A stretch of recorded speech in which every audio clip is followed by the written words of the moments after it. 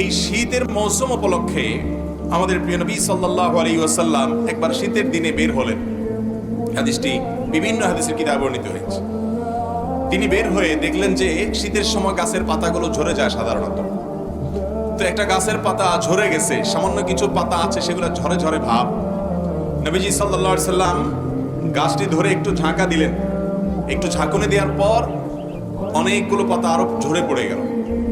তখন তিনি সাহাবীদেরকে, উপস্থিত যারা ছিলেন তাদেরকে বললেন, শীতের মৌসুম আসলে গাছের পাতাগুলো ঝরে যায়, আর এই জামে নাড়া দিলাম, দেখো অনেকগুলো পাতা ঝরে পড়ে গেল।